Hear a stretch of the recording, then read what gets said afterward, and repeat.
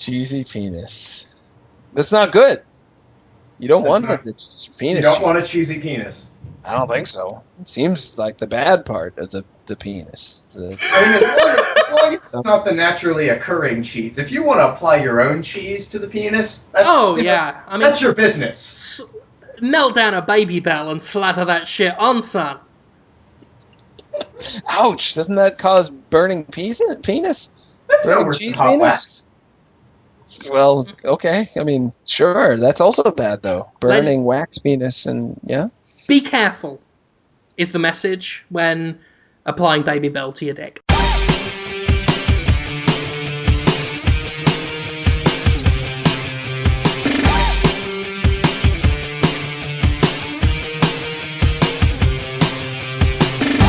Oh, good. We're in. We're doing it. Yeah, I'm so excited. About what? Oh, we've got a great podcast lined up.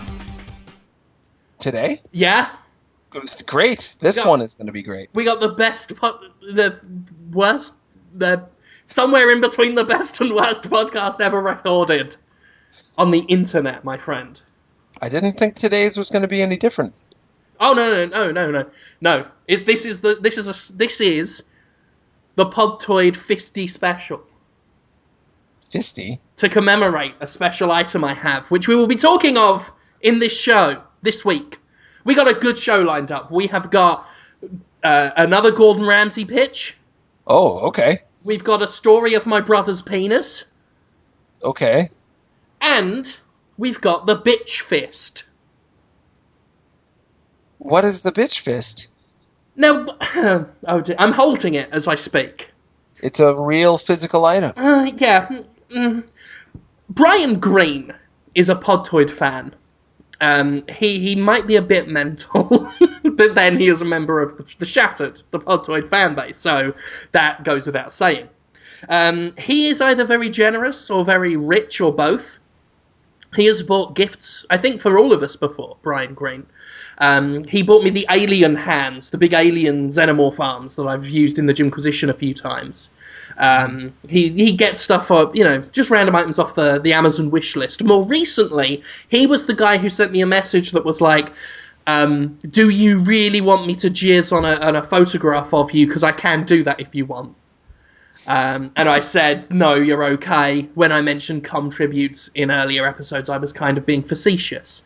But that doesn't stop Jacob P. and Vid Sermon, to other Podtoid listeners, from coming on things for my delight. But anyway, are you delighted with that?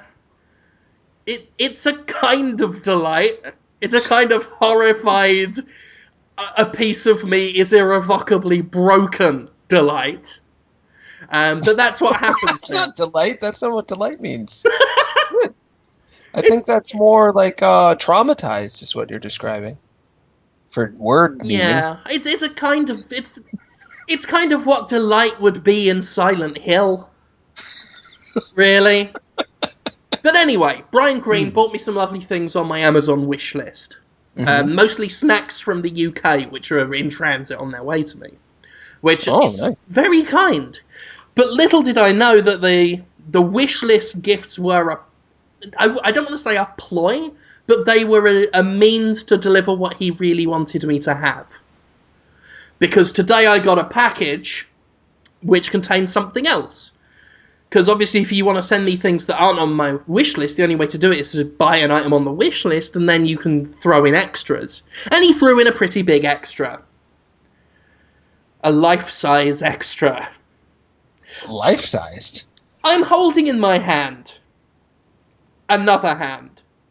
A big, rubbery, life-sized, clenched fist arm. Forearm. Belonging to the porn star Belladonna. Belladonna. What? How did it belong to her? Is it like a plaster cast of her? It's modelled on her hand. On her. Okay. It's like cuts off about a couple of inches before the elbow would. And it's terrifyingly detailed. Like, it's got, you know how the human skin has the kind of crisscross, cracked texture to it when you look up close? Mm-hmm. That's how detailed this is. It's got pores on it. It's got creases in the wrist. It's got veins at the bottom. It's I mean, it's a very detailed, realistic hand, clenched into a fist. Okay. It's rubbery, it's sticky, it smells weird, and it's called the Belladonna Bitch Fist. It smells weird? Not like poops, right? Just in case there's any confusion, this is supposed to be a sexual aid. Oh. This is supposed to go up my arse, Jonathan. A real porn star's simulation of a real porn star's. What color is it? Skin coloured. Yeah. Like it looks like I've cut off a girl's arm. It's like ice truck killer shit that I've got now on my desk because it stands up of its own power. And just to let you, see if you can hear this. This is me bashing the desk with it. Whoa. That is some solid. fucking... I could kill a man with this. I could smack a man to death with Belladonna's bitch fist. Oh my god. But yeah, like I said, it's life-size. So this would... If I lubed this up and sat on it, it would... This is exactly what it would feel like if Belladonna herself twas in the room, shoving it up my Choco portal.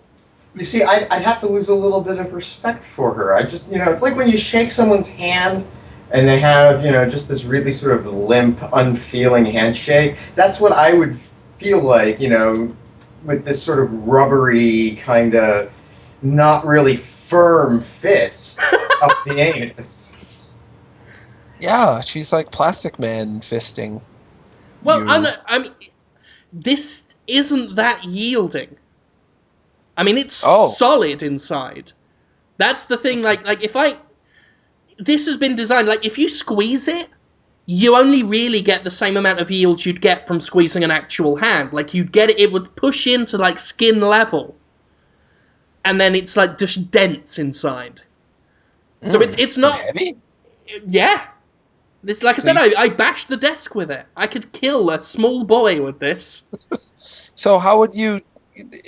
If you put it up in there, I could just see you threatening your stepson. Just chasing you around the house with the Belladonna Bitch Fist. Who needs a leather belt? Yeah. When you've got Belladonna's Bitch Fist. If you steal another cookie, it's Belladonna's Bitch Fist for you, boy. But yeah, it's supposed to be, the most realistic feeling you could have. This is as close as I can get, to being fisted by Belladonna without writing her a polite email and asking if she can come round and do the job herself. Which... Is that what people like about her? Her gonna put her hand in your butt? Well, I'm glad you asked, Jonathan. I've got the packaging.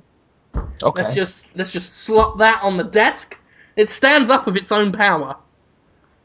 It's just... The packaging does too? It's... No, just the hand. I've placed it down by its base. And now it just kind of wobbles in the breeze when I move the desk a bit. Christ almighty. So this is a Doc Johnson product, so you know this is quality. On the package we've got Belladonna's beautiful face on the front, Belladonna's beautiful face on the back. Lovely looking lady, and such a talent. First thing it says, you want some of this, bitch. It's an aggressive opening marketing tactic. They're calling me a bitch, or they're saying that she is a bitch? There's a comma. You want some of this, bitch, or you want some of this, bitch? The comma after the this implies that we are the ones being degraded. Oh, good. So that's good, because, it's not sexist. Which is the real concern with when I've got a rubber anal dildo in the shape of a woman's hand. I want to make sure that this is progressive. You want some of this, bitch? So it starts, Belladonna's Bitch Fist. Moulded directly from Belladonna. And that's the front packaging. Wow. We turn it around. You remember when you used to read porn blow-up sex doll packaging on Podtoid in other episodes? Yeah, that was fun. Yeah, it's fun. It's fun when you're not holding the thing you're reading. Then it becomes very Ark of the Covenant. Okay, on the back. She's the kinkiest girl in porn, and when she makes a fist, she knows just where it's going. Get as nasty as you want to be with Belladonna's Bitch Fist. An exact replica cast from the superstar herself, and exactly what you need to test your threshold for pain and pleasure. Whoa. Um, Pain? They put pain first? well, I mean, this looks like it's gonna hurt me, he said with inevitability. Yeah. Do you think it was intended for the male butt?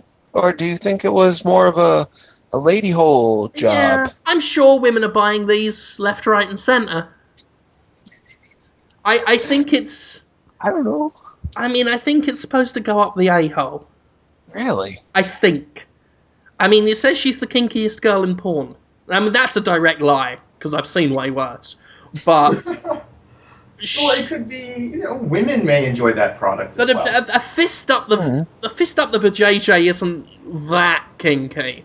I mean, I don't It know. isn't? It's not, no. What? Not in 2013, it's not. It's not? No. No, I not thought when it we... was. Well, here's the thing. Once we could all share kinks on the internet, then it became sort of this, like, one-upmanship thing. So you think your shit's crazy? Check out my shit. Yeah. And now aware it's... of this. Kinky now And is like scarily specific stuff. Really? Like drawings of cars having sex with each other. Or I hadn't heard of actually that. just fucking a car exhaust. You know, it's gotta be...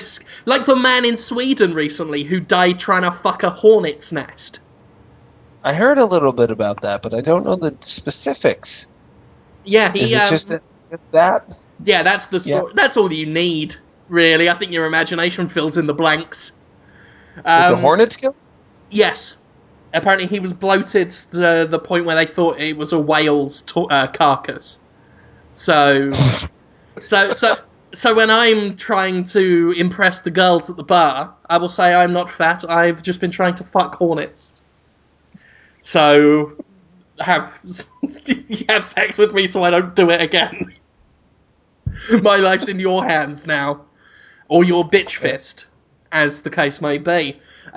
Just read off the features. Moulded directly from Belladonna.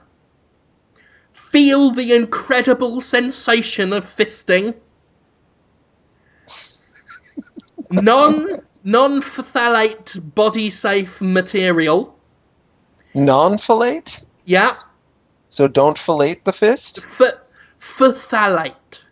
Phthalate. P-H-T-H-A-L-A-T-E.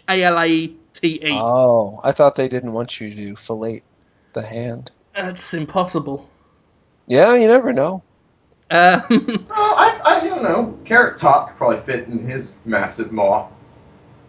Good old Carrot Top. That would be a good comeback prop comic routine for him. Yeah. Yes, it would. Carrot Top's is bitch fit. Oh, that's an awful image. Antibacterial Silagel formula. So that's what this is made out of. They want us to know this isn't latex. This is Silagel. And my favourite feature, the last one, proudly made in America.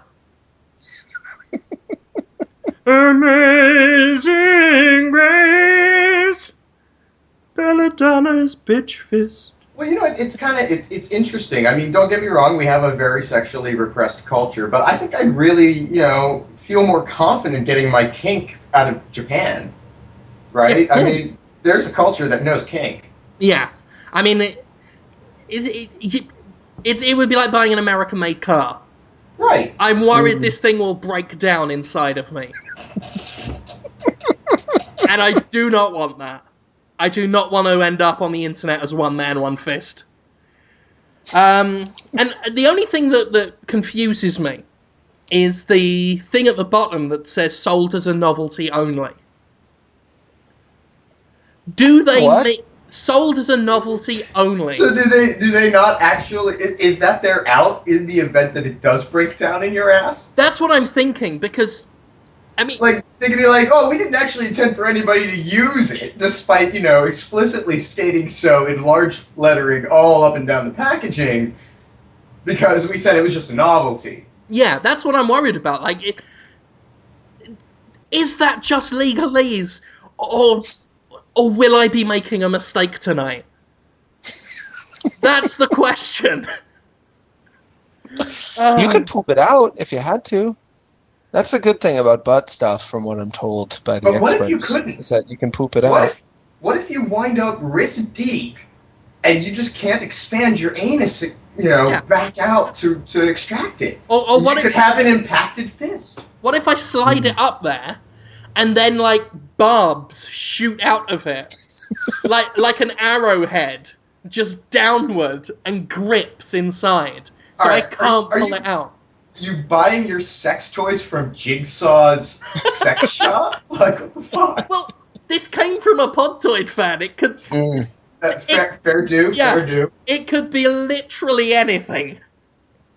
I could stick it up there, and hooks could come out from nowhere and grab me, and then there's Pinhead, just we modernized.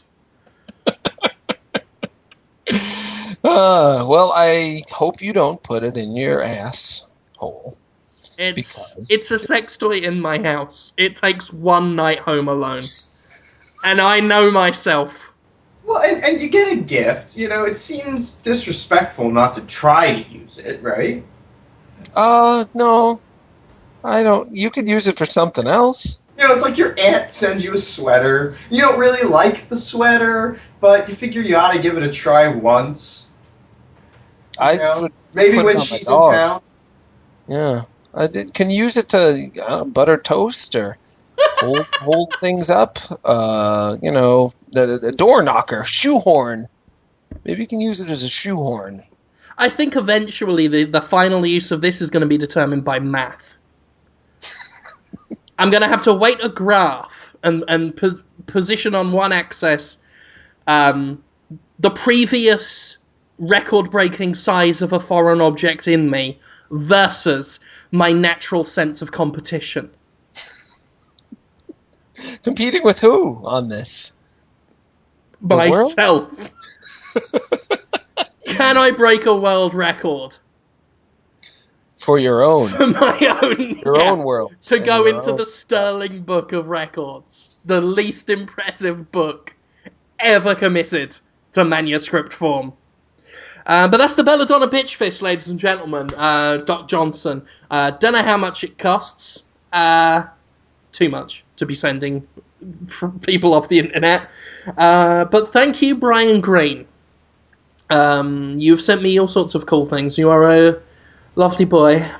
Sounds like a nice guy. Yeah, I'm sure I've talked to him. I think I have. I don't think he sent me stuff, though. I've gotten stuff from Frankie, who sent us the Willem Dafoe dolls and Buddy Buddy's Chex Mix. And I've gotten stuff from Sir J the First, who sent me some Totoro slippers that my dog promptly ate. But I kept the parts anyway and still look at them. They're nice. Jim, you wrote about eager nipples in a tight thong today on Destructoid. And it says 427 comments already. I'm going to like it, too. Yeah. Now it has 4 likes. I just pressed it. What happened there? Tell us about... It's a sexy Podtoid. Tell us about the nipples. I wanted you to ask me that question for years. Not your nipples. Well, that has damaged my self-esteem. Your nipples are fine.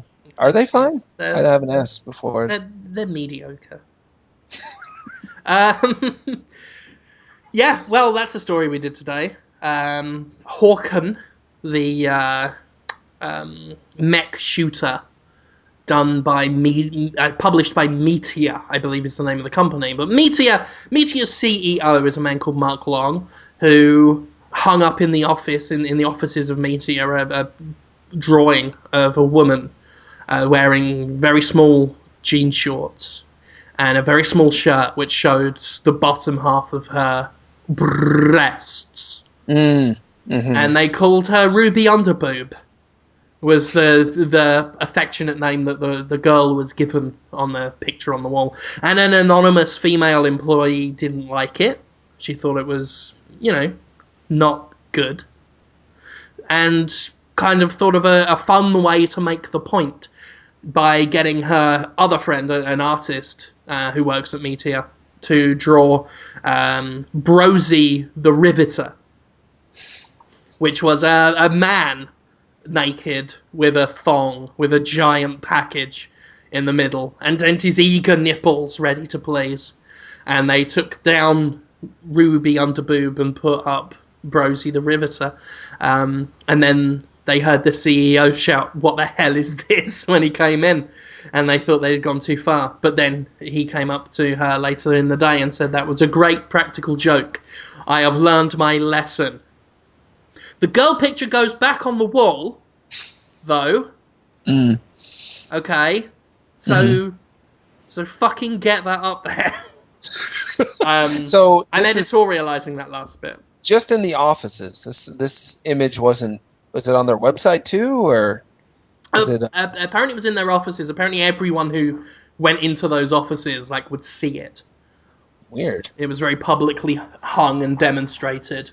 And it was an interesting story, I felt. There were debates about it. There were many who were like, well, it kind of missed the point because apparently Mark Long decided that Ruby Underboob would go back up on the wall, but Brosy the Riveter would go up next to her. So now it's that everything's equal thing. Yes, everybody can be objectified and treated like shit. That's a really good compromise. I mean, that's it. It's like, on the one hand, okay, haha, everyone's equal, brackets, not brackets, quotation marks, everyone's equal, quote. But then on the other, some people have pointed out it kind of misses the point, because the picture that was kind of distressing some female colleagues is still there. So, but either way, I thought it was what I liked, because I like to see the positive sides of things in life.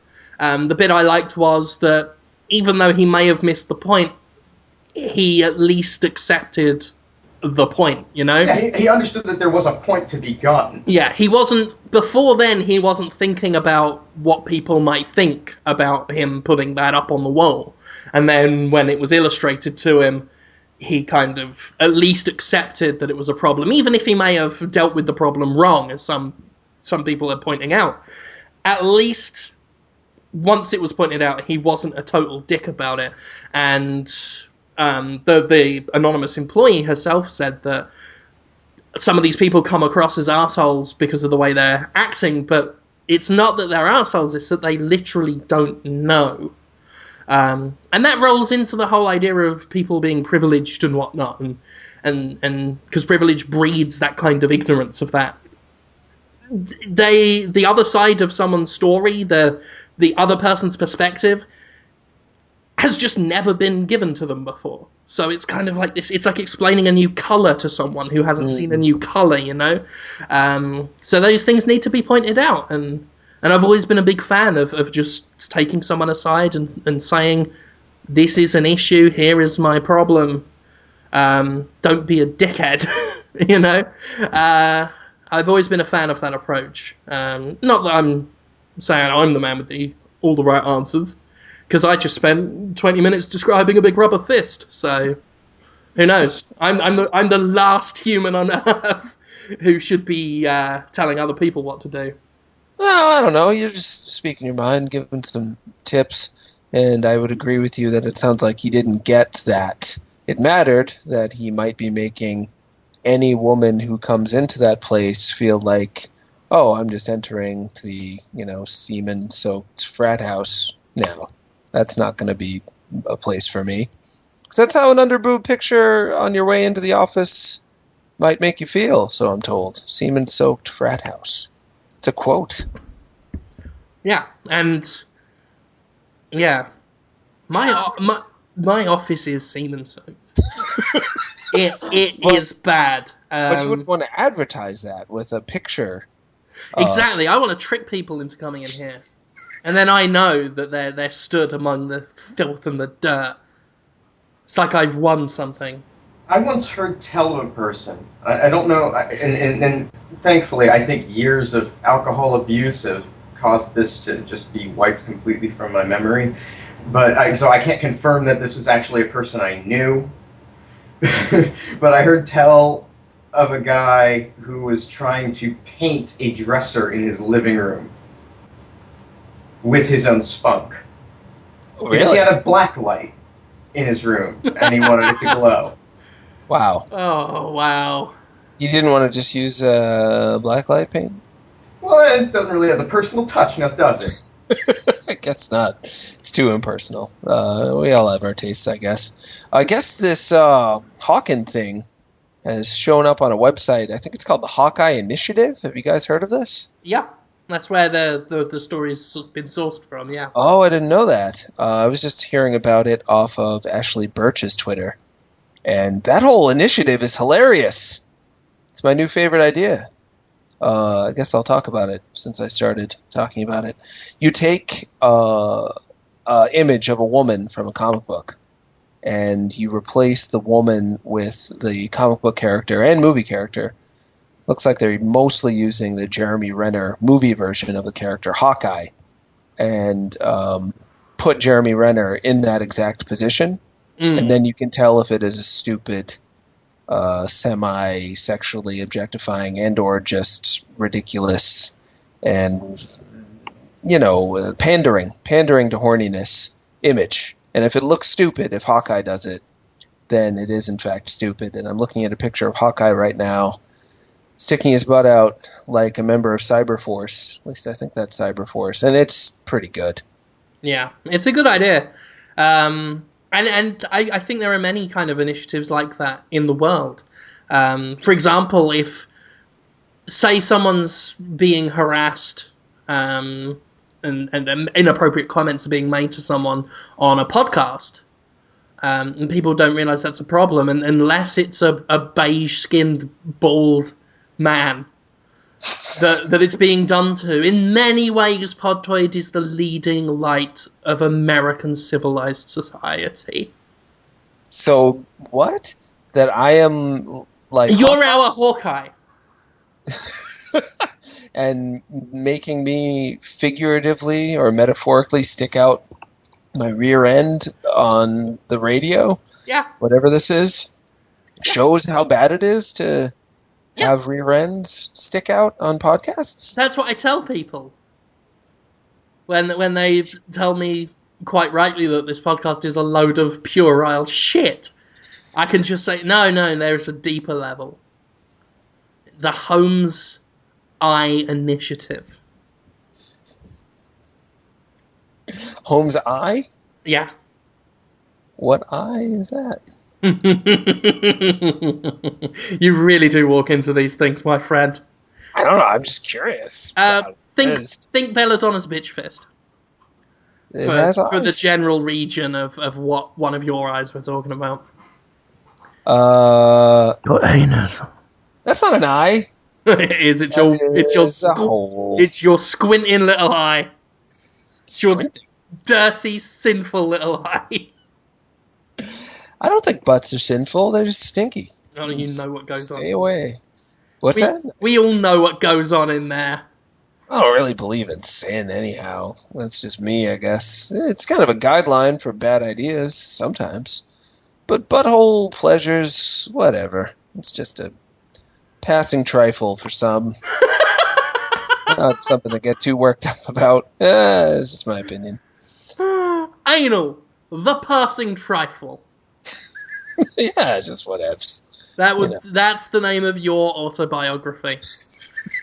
Jonathan Holmes, Anal, the passing trifle. Pass me the anal trifle, Mum. So I want to talk to you about my brother's penis. Oh, yeah, you mentioned that before. Yeah. Got a message from my brother the other day. This is the brother I lived with in, quote-unquote, the flat for a while, for a couple of years. Or was it just 1 year? Time really was irrelevant in that place. So he had surgery recently. He's cleared me to speak about this. He had a surgery done on his cock. Oh, what? Why? On his penis, Jonathan. Mm-hmm. On his what I call the little homes. You call all penises Holmeses or just little Holmeses? Just little Holmeses. Do I look that much like a penis these days? No, that's depressing. I just associate you with them a lot. Really? Yeah, that's what I think about when I think of you. Jonathan Holmes, cock. Oh. And I don't mean that insultingly. I just mean when I think of you, I think of some serious D. Okay. My brother had balanitis xerotica obliteron. What? Is that a disease? Tightening of the foreskin, my friend. Oh. It's, I've heard about this. It's where the foreskin gets, basically, I call it the old helmet strangler. I've never heard of this before. The foreskin, in some cases, can tighten and close around the end of the penis. Oof. Almost like it's a greedy foreskin, and it's like, no, this is mine. It obviously, painful, makes intercourse, urination, difficult. So he got referred. Now I'm going to read this. He sent me the message. I'm going to read it out as he wrote it. Okay? Okay. I basically picked up a skin condition called balanitis xerotica obliteron, which is basically tightening, so I got referred for the old snip. Me and Louis, this is just me talking here, Louis is another man we lived in the flat with, me and Louis came up with a funny thing that I should try and keep it, the foreskin, and then we'll cook it up and Louis will eat it. We'll film it and post it on YouTube. Said if you've heard any of the stories about the flat, this kind of makes sense in context.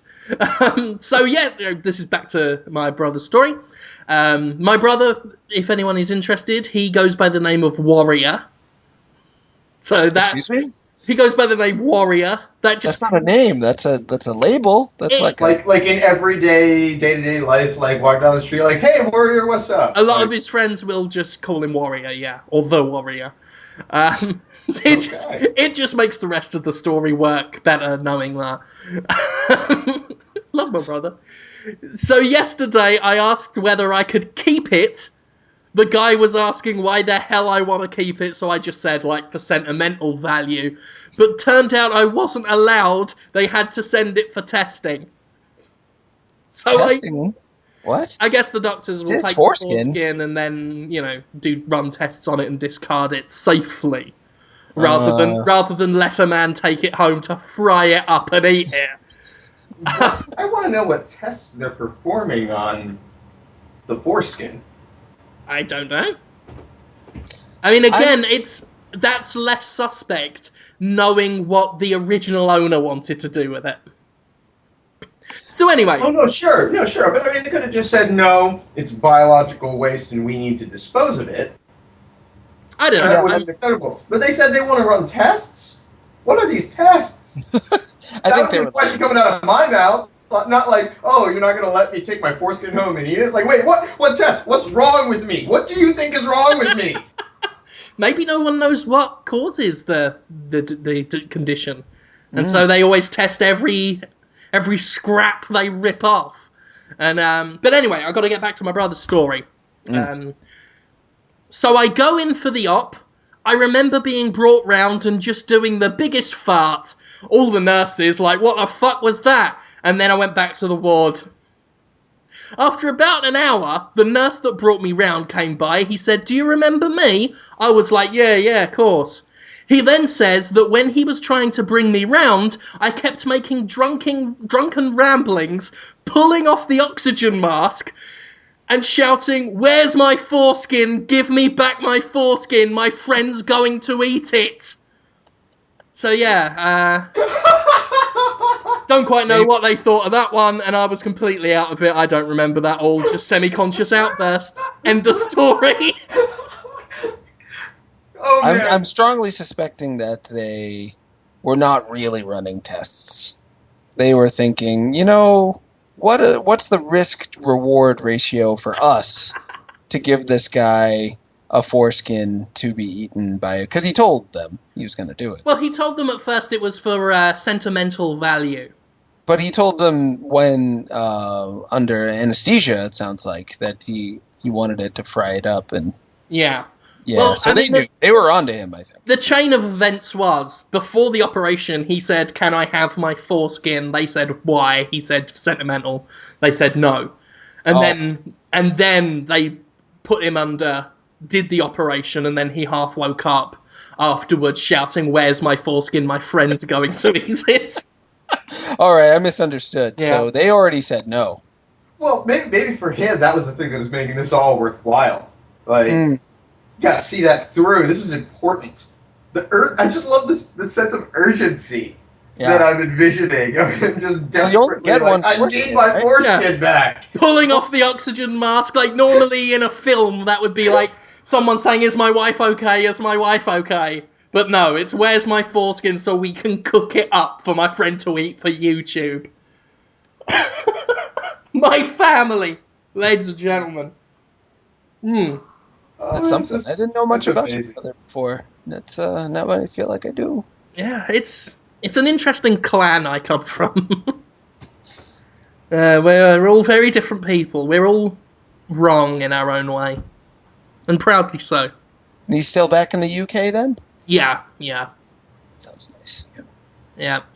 Well, in further video game news, does anyone care that there's a new Scribblenauts? Not really. DC characters. Yeah. Tugs at those heartstrings, those old comic book nostalgia strings. I will buy it. I will put it in the machine. I will write Scarecrow. I will point, smile, take the disc out, and return it. Well, how many of these characters were in Scribblenauts anyway? I thought there was already quite a few DC characters because they were tied with Warner Brothers and DC. I don't think already. Any. No, I don't think any. That's what I know. I haven't been up on my Scribblenauts facts, I guess. It was all copyrighted licensed stuff. I think that's the safer route for them at this point. Is you just really stick to all of the copyrighted licensed stuff. Yeah, it'd be a breath of fresh air for them to actually talk with a content creator and rights holder and find out if they can legally use a thing before using it. Yeah. Well, I saw the screen with dead Robin's outfit in the background. Batman and Robin looking so serious and a big dinosaur. And that got me excited. I thought that could be good. I've also read that the character, what is his name? Johnny Street? Is that his name? You guys familiar with him? Of the Streets? No.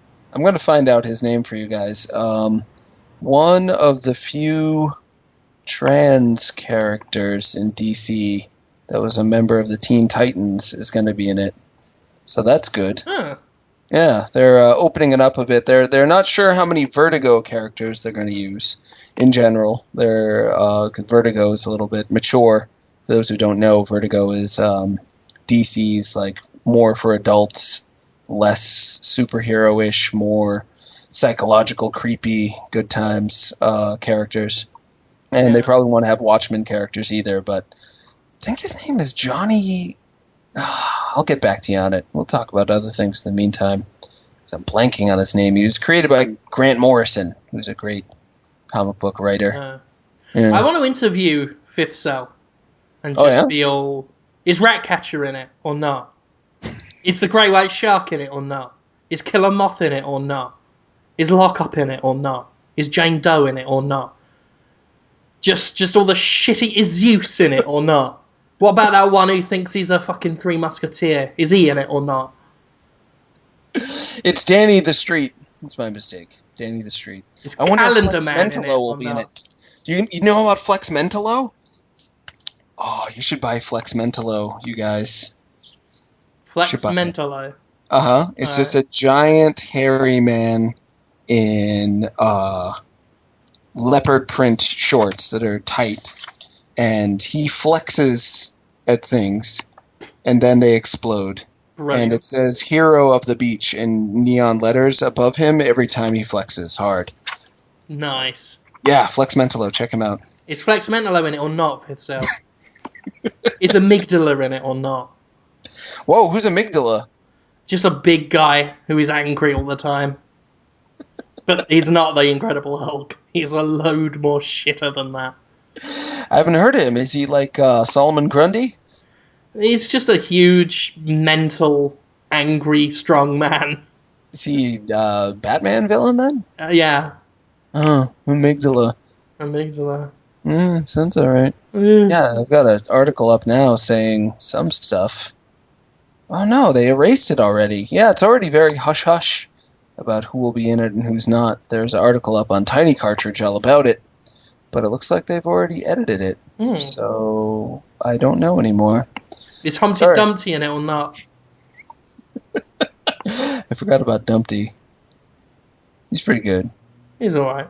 Yeah, I like those Batman villains best, probably. So what else happened in video games? Nothing. We're in a pre-E3 lull, it seems like, unless I missed anything. Yeah, it's not a lot going on. Namco Bandai said they're going to treat Dark Souls 2 like a AAA title because they're idiots. What does that mean? It means they're going to spend a huge amount of money in marketing, expected to sell 5 million copies, and then wonder why their financial results are disappointing. Because AAA game development is a bloated carcass. Fucking idiots. I felt that way for a long time, and I am happy. I hate to say that people's failures are pleasing me, but it does resonate with me and make me feel like my concept of reality is valid.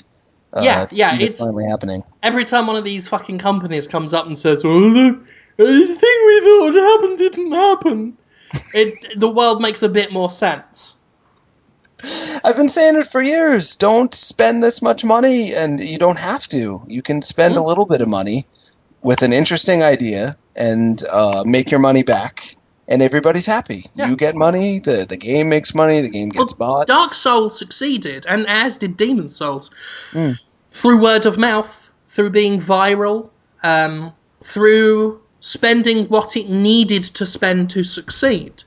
And it seems like their approach with Dark Souls 2 is to ignore all that, is to ignore the very thing that made Dark Souls succeed. This is what happens. I don't understand. Like, the guys, we were talking about this on Office Chat, which will be available on Destructoid's YouTube channel this week.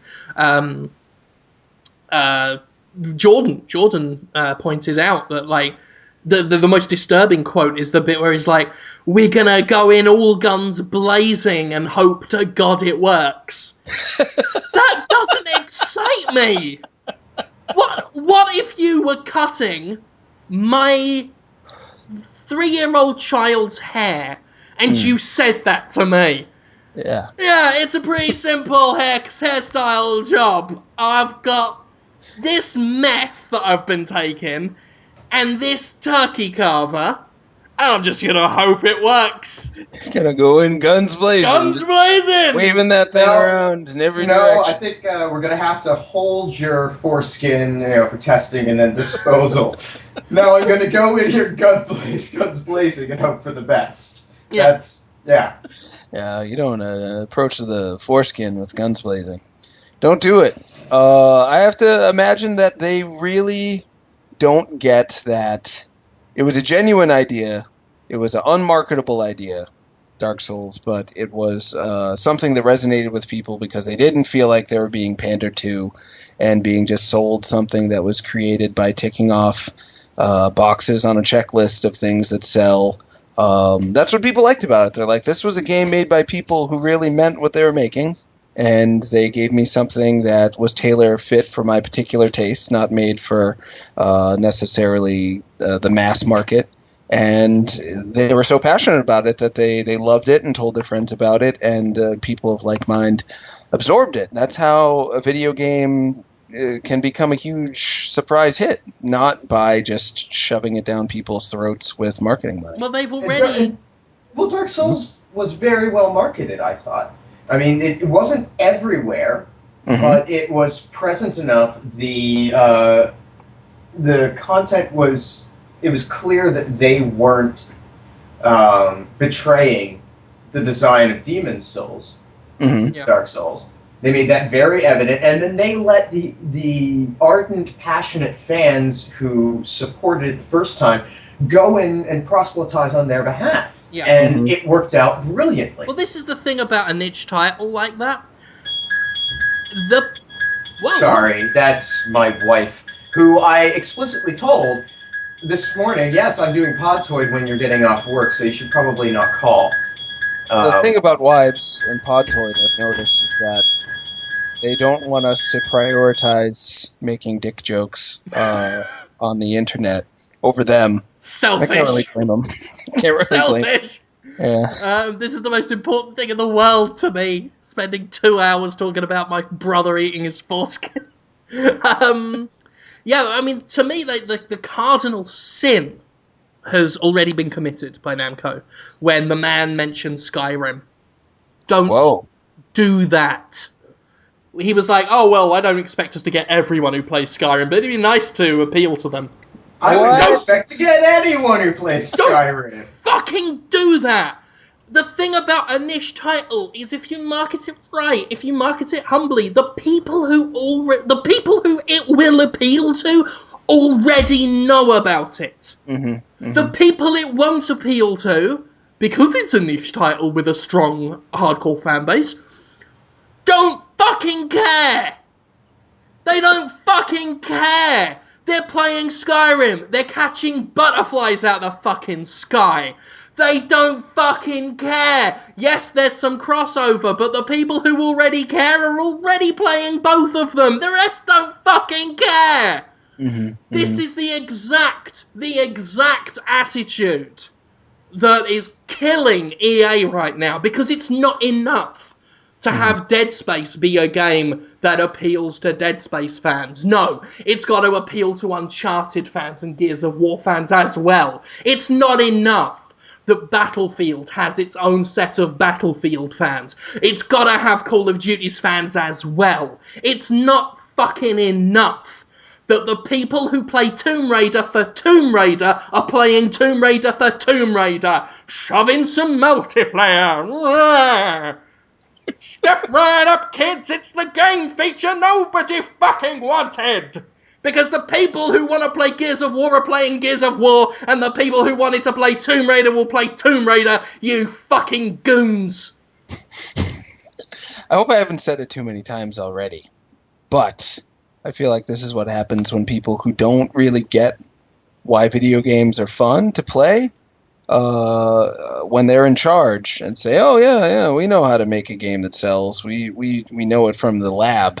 You know, we've conducted focus tests and studies, and this is what sells. Then they completely miss the fact that no, video games are fun because they express the ideas of the people that made the game, and if it's a unique idea, it feels like a new, interesting voice that's worth listening to instead of just the same old ideas you've already heard a million times. They don't get that. If they just see it as a product and not as a piece of art in some way, then they end up just doing this and turning everything into the same piece of crap, like the same car that just sells with everybody. What they need to do to save... I'm going to toss this to you for free, game industry. This is how we're going to fucking save you, right? We find the actor who played Chris Redfield in the first Resident Evil game in the live-action intro cutscene. Oh, he's good. We find him, right? We poison him to death. We hack his head off with a rusty saw. We stick it on a pike, and we put that pike at the borders of San Francisco, the heart of the game industry, so that everyone from the game industry driving in and out of San Francisco see Chris Redfield's fucking head as a warning to what fucking happens when you forget, somehow, possibly due to an amazing cornucopia of illegal fucking drugs, what your fucking game series is. Now I just have the music from Resident Evil 1 intro in my head. You know, doont, And they show Rebecca, and she looks at you like, "Oh, boys, oh, what are you doing here?" Yeah, it's very, very good. We are the elite stars, the least ready-looking group of soldiers in the world. And why does Barry have a fake beard? Why couldn't he just grow a beard? It doesn't take... I grow a beard in like 4 days. They couldn't get the guy to just... Anyway. Speaking of Capcom, I feel like they may be turning around. Maybe I'm being overly optimistic, but the fact that Resident Evil Revelations is now being treated like not just kind of a side back alley, we're not going to talk about it too much game, and is being put at the forefront of Capcom right now, being put on all the different consoles, and they are going to bring out Ace Attorney. Ace Attorney 5 still looks pretty Ace Attorney-ish. Doesn't have online multiplayer, it doesn't have deathmatch, but it's still coming out in the United States, albeit only digitally. It's going to be download only for now, but it's looking up for Capcom. They seem to be taking a little bit more stock in their non-blockbusters, which is nice. Yeah, we'll see. Yeah, pessimistic? They said their other big plan is to invest way more in DLC. Because that's really? Yeah, that's where the industry's going. That's what the next gen's going to be all about. It's going to be about less IP. It's going to be about less game releases. It's going to be about them caring less about selling more copies and more about making more money out of the people they're selling copies to. That's how they're going to make it up, because they've realised, I think they're starting to realise that the audience is fracturing. We've got movies streaming, we've got mobile gaming, we've got different consoles, different tastes, all the stuff on PC gaming. We've got the audience, and this happens in every medium and in entertainment in general, the audience is constantly splitting and fracturing and branching, which means there's a lot more entertainment with the same amount of people being spread around, so it gets spread more thin. So sales do decline over and over. A TV show that could have gotten 3 million viewers in the 80s, will get several 100,000 now, and they've got to be happy with that, because that's good by today's standards. And I think the publishers are getting wise to that, but they liked all the money they were getting before. So now they're basically the people still loyal, the people still buying, they're the ones who have got to pick up the tab. They're the ones who have got to shoulder the burden of making sure that the shareholders and the executives get the same amount of money they were so used to having. So now, instead of selling 5 million copies of Resident Evil 7, they'll project, say, 3 million copies, but those 3 million are also buying another game's worth of DLC, of downloadable extra content, monetary-wise. I think that's the way it's going in the console sphere. Well, I hope not. I hope that if they do that, they can also simultaneously just try to seek out as many new, interesting, cheap games as they can and give people as much variety as possible, so there will be options if you don't want that. And I have been really impressed with how Sony and Nintendo are working so hard to get weird little games on their consoles. I can't remember the last one I heard. Sony just announced a bunch of weird games. Something about going on a safari, something about being inside your own dreams and like eating them. All for PS4 and PS Vita, I think, and PS3. That was uplifting. I was interested in a game I'd never played before.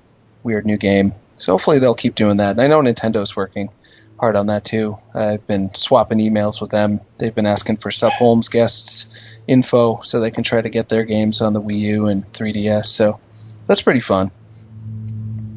Hopeful? I'm hopeful. Abandon hope. All ye who enter homes. Enter me? No one enters me. Well. What the hell is that noise outside?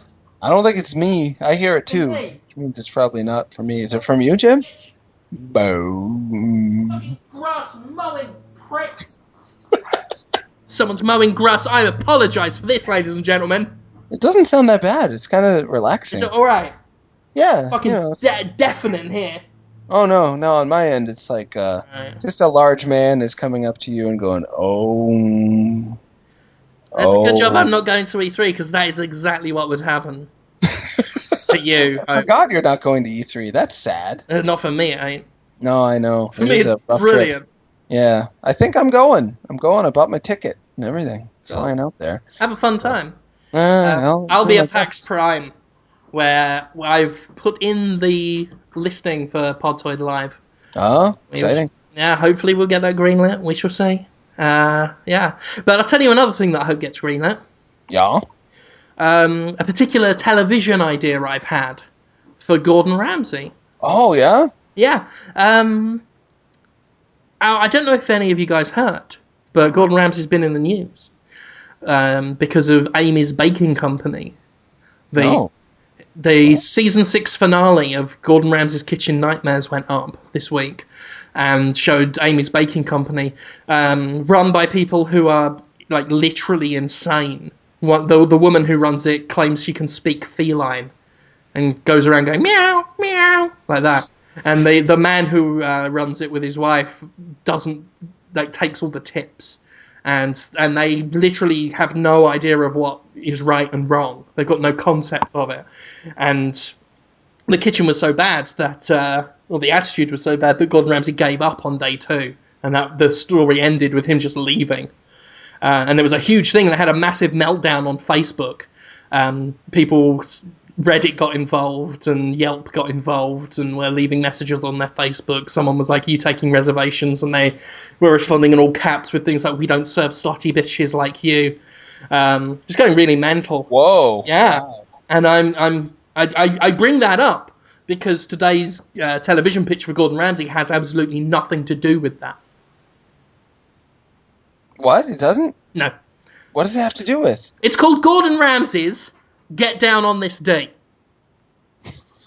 me and Alex have been talking about this. We kind of came up with the concept together.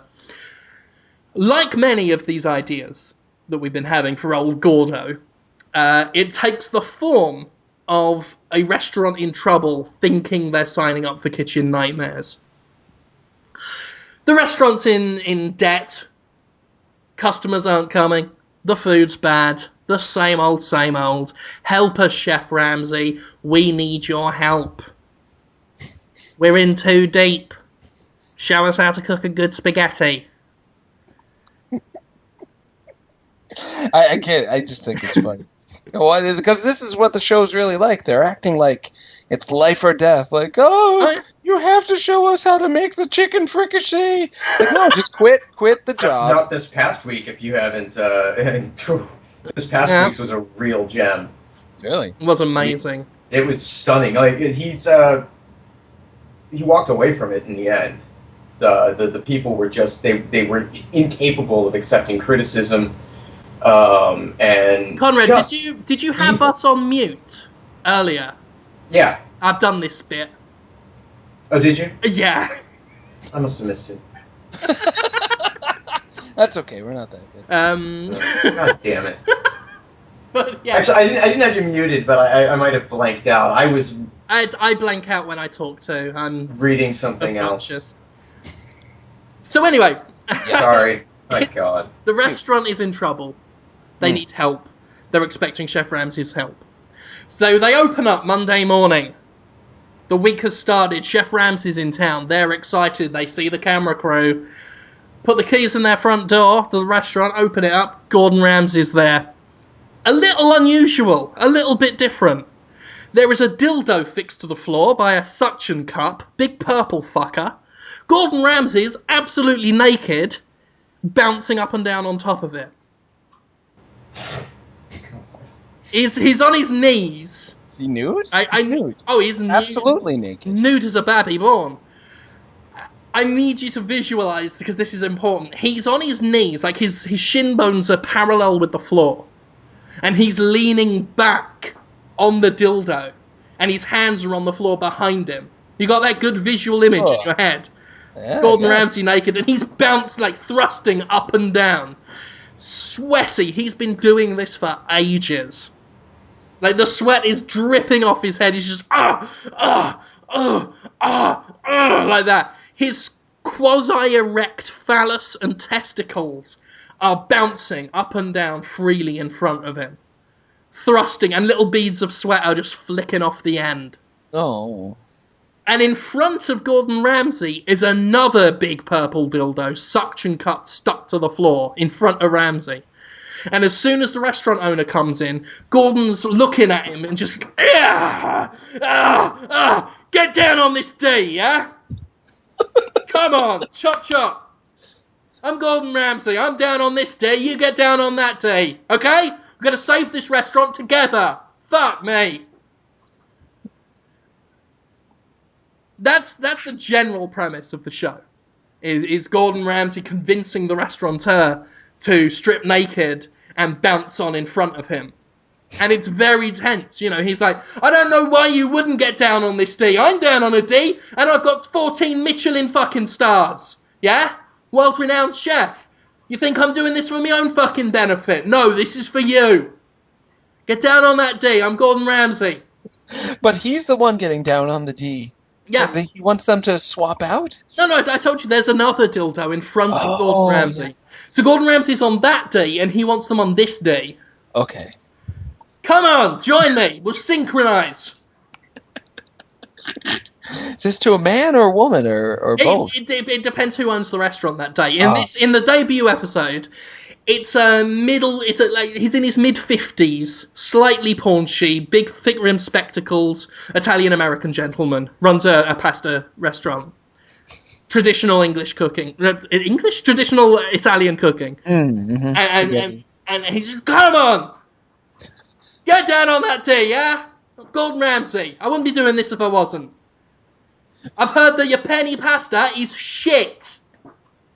So, take all your clothes off, pop yourself down on that dildo. It's a fantastic dildo. It's zesty, it's vibrant, locally bought, suction cup base, it's rustic, it's purple, realistic ridges and contours, one major vein running down the shaft. Have a feel of those balls at the bottom as well, yeah? Individually wrinkled by hand. Get down on this D, come on!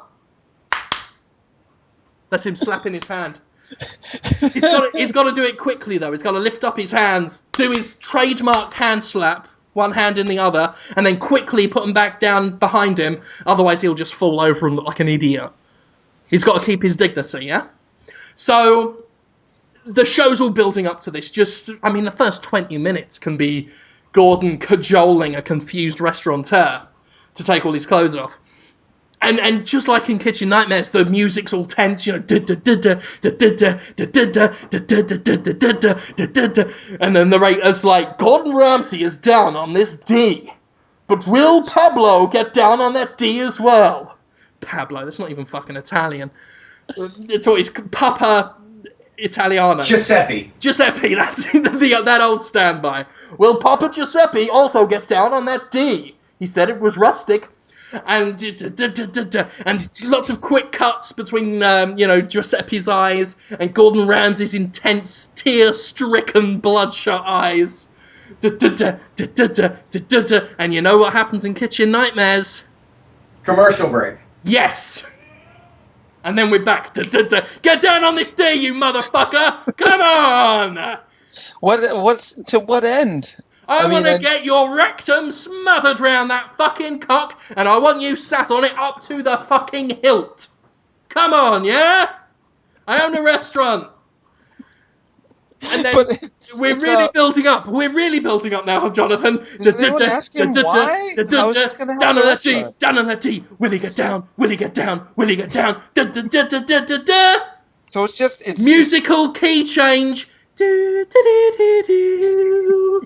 I'm doing it!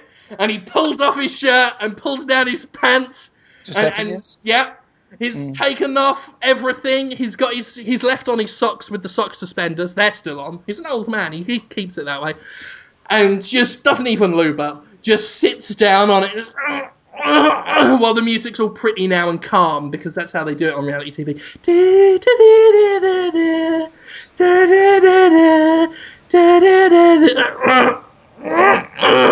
And you just got like Gordon Ramsay, yeah. He's just flicking his tongue in and out, like that. and then he's just Giuseppe's anus relaxes and he just sinks down. He's got to Any take it slow. lube or any just No, sweat and he was just taken up in the willpower? moment. Yeah. And then like Gordon Ramsay's just like Gordon Ramsay slows down. He leans forward now, and he's just pressing, like rocking back, just gently, just. Okay, yeah, this is gonna be tough. Gordon Ramsay, this is gonna be difficult. We're gonna get through this together, yeah. This is nothing. He always says nothing. Hate that. This is nothing, yeah. Look into my eyes. Just slowly back down. The anus will yield. Given time.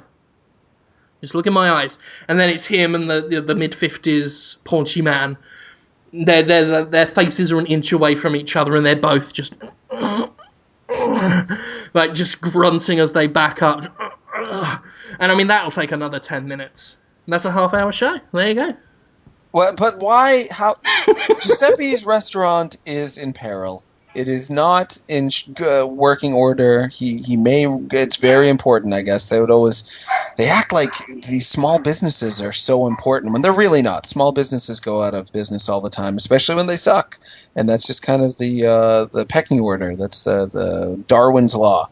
The weak restaurants are meant to die, and that's okay. But Gordon Ramsay has made it his mission to rescue these restaurateurs and.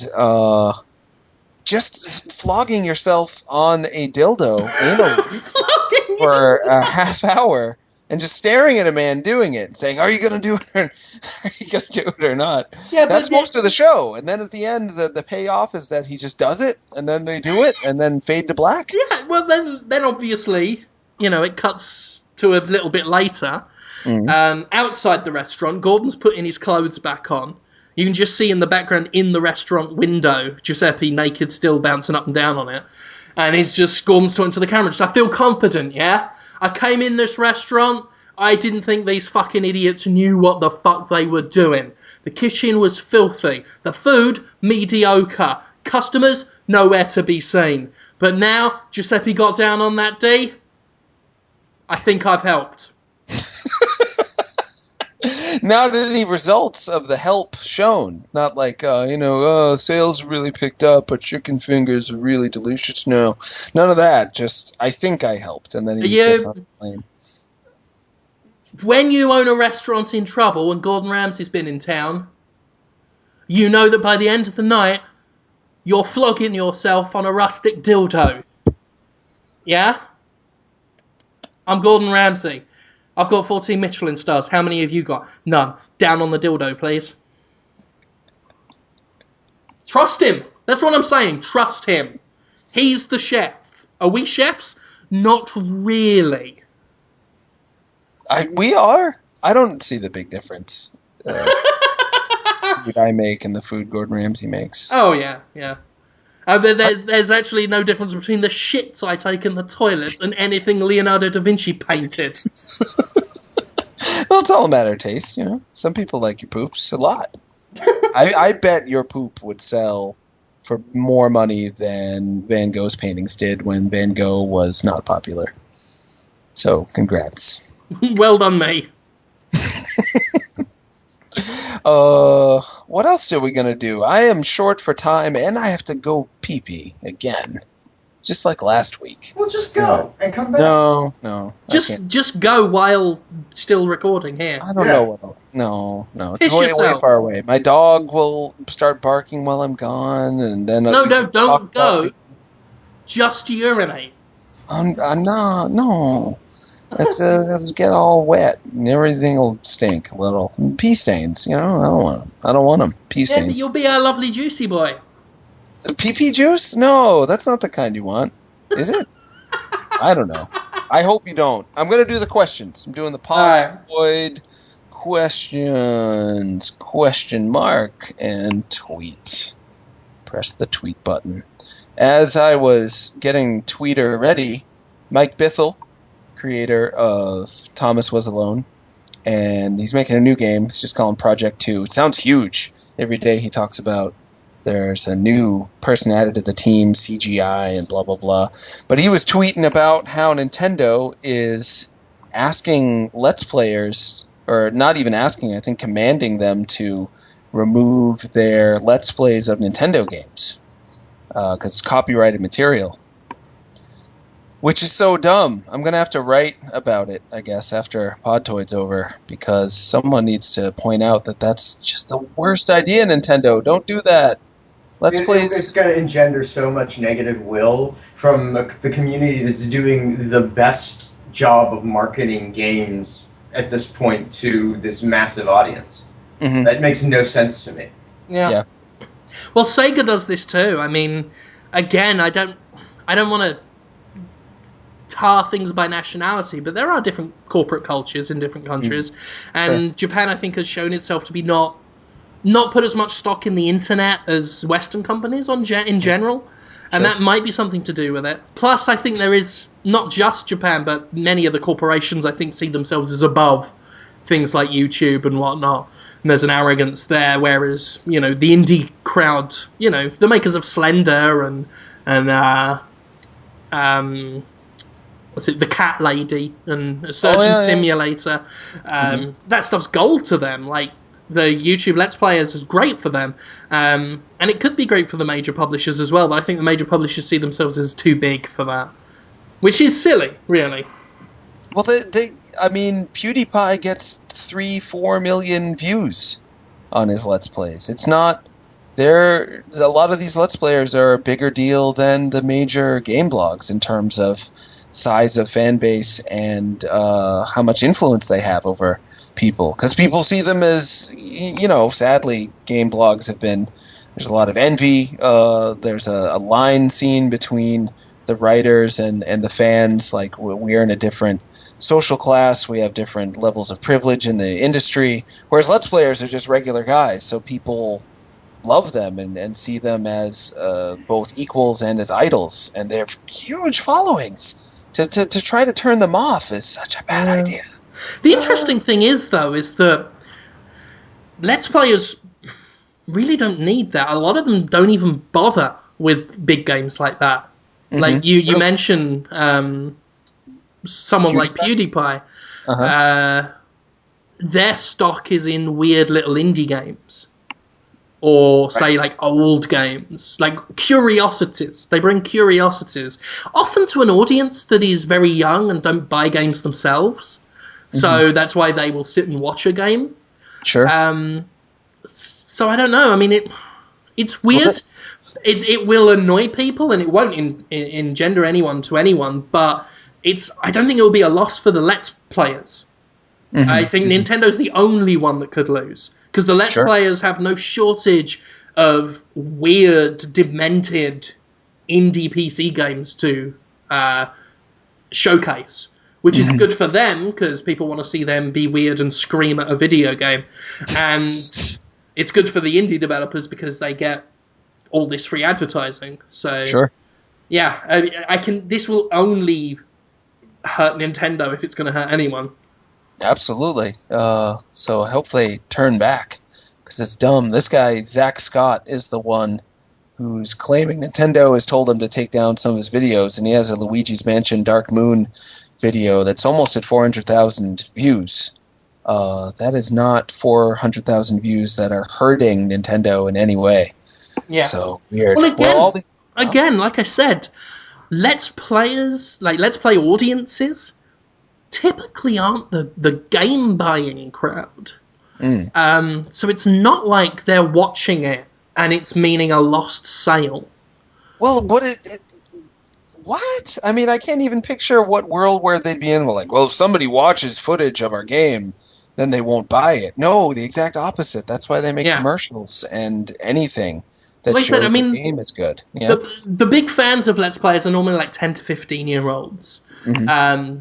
They're just there for the screaming and the shouting, and to see a weird game. When they turn 16, they might buy that game that they watched PewDiePie yell at. As the YouTube videos get bigger, the people that aren't really Let's Play watchers will still see the name of the game come up in like the front page of YouTube, or if bloggers like us will find these games and then talk about them for the older viewers who might go out and buy it. Like, Sure. it's all still publicity in the end. And I don't think the kind of people that watch an entire Let's Play, like if someone who watches a game being played from beginning to end, if that's what they're into, they're not going to buy your fucking game at all. And from Nintendo's perspective, you can make something of an argument that, well, they have to defend their copyrights on their intellectual property, or they could risk losing a case down the road that could really drastically change the way these things are controlled. And so if they fight it, it maintains the status quo. I get some of that, but it's old thinking that really ought to go away. It's not... Yeah. Well, copyright law itself needs to fucking change. It does. So harmful to everyone. I mean, I understand that you don't want other people to profit off your work. I totally get it. But, you know, maybe it's not the worst thing in the world for somebody to profit from your work in a way that costs you absolutely nothing in terms of your marketing budget. I mean, on YouTube especially, YouTube videos using other people's bits of other people's work is such a victimless crime. Mm-hmm. I mean, my wife did a music video for a film and set it to some music and what have you. And won, actually, a long-running thing where the music rights holders tried to get it taken down. And she was like, but it's... Everyone knows you did it. I'm not saying I did it. Everyone knows you did it. People are listening to the music, saying it's really good, and then seeing the information in the YouTube video of where to get that music, and they're getting it. This is only helping everyone. It's it's the very definition of a victimless crime. Mm-hmm. But, I don't know. I mean, we're in a world where I've had Jimquisitions taken off YouTube for using footage from Sonic the Hedgehog trailers. Not even gameplay. This is stuff that Sega gives to people to all host on their YouTube channels. That would be fair use, covered under fair use for the purposes of criticism, I would think. I mean, they wouldn't have a leg to stand on. Yeah. Well, I mean, I think we get into that thing where they use automated takedown notices and YouTube often knee-jerks. I mean, it's the same again with the music video that my wife did. It was like YouTube took it down, and then the burden was on her to get them to put it back up. That's how it works. I did a thing once for some Destructoid community project or whatever, and I put a song in there, and they just extracted the audio. Really? That happened to me, yeah. The video would be up there, they extracted the audio, and then later, I guess Google had worked out some sort of licensing agreement with the publishing company that had the rights to that music, because it was back in there with a for sale thing now on there. It just automatically advertised for it and allowed me to continue using the song. Yeah. It's very weird. Yeah, that's why the old Geddy Lee 3DS video I did isn't on YouTube. Oh, really? They just took all the audio off it. And the use of Rush's Roll the Bones is integral to the art of that video. It's pretty critical, yeah. It's a good video. And again, it's not like anyone was saying I made that music up. Everyone knew it was Rush. Pretty clear that Geddy Lee was the subject. Yeah. That was the best commercial for Geddy Lee probably ever made, and they got rid of it. It's their loss. Sad times for everyone. Indeed. Questions are in. So many questions. 40, at least 40 questions. That leads me to have so many questions. About? Why people care what we think. Mike Casimano wants to know if we've seen Iron Man 3. I haven't seen it, but I do like it a little bit. Enough that if someone paid me to watch it, I would watch it. I wouldn't write about it afterwards or talk much about it, but my new thing is there's a lot of movies I want to see, but not enough to actually see them. But if someone pays me to watch them, I'll watch them. That's basically 90% of Netflix's inventory, and why I love using it, because it's just full of shit I'd never watch except for the fact that it's just there. I Yeah. watch so many documentaries now on drug good. runners. What's there to know about them? They are running the drugs. They are. How they got the drugs, where they put the drugs, who got killed for the drugs. Learning about the queen of cocaine. Oh, yeah. And You've seen the Iron Man 3, though? No. I haven't seen any of them. I've not seen any of the Marvel movies, which is annoying because I want to see the Avengers, but I don't want to see the Avengers until I've seen all the others. You really can't skip the others. I can't. My brain won't allow it. It's spoilers, I guess. They're okay. I saw the others beforehand. I think they're mostly pretty good. The Iron Man 2, I'm less hot on.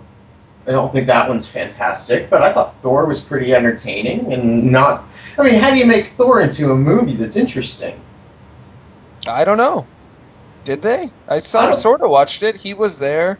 He talked to Natalie Portman.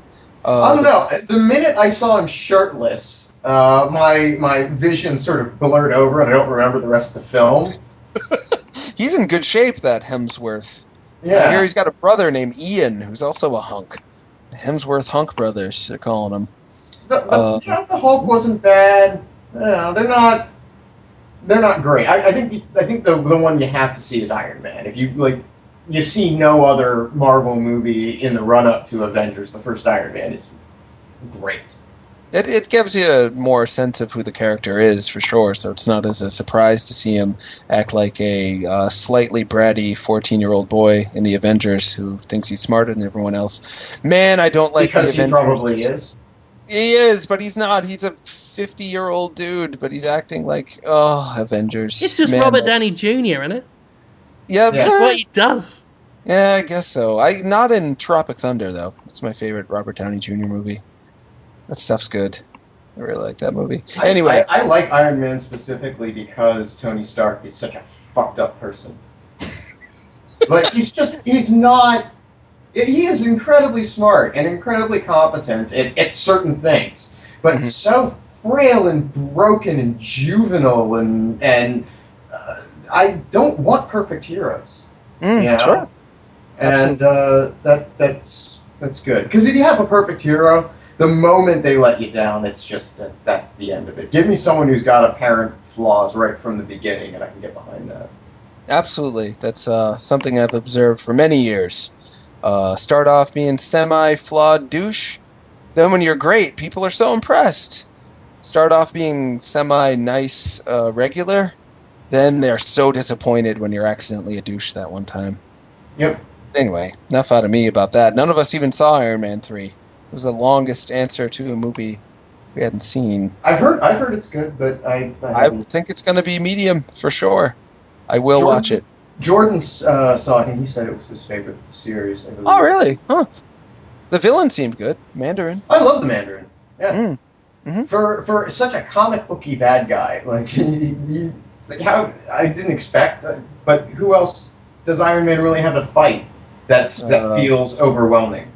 Yeah, Whiplash they already did, right? He's not that. God. No, he wasn't impressive at all. Living Laser. They could have done the Living Laser. Right, let's move on. Yes, let's move on. Andy Dixon wants to hug us at PAX. That's very sweet. All. Not really a question. That would be fun. Be nice to meet him in real life. Frank. He lives like 20 minutes away from me. What? You can just never hang out. Oh, yeah? Yeah, he's like right across the bridge. Yep. We spend no time together.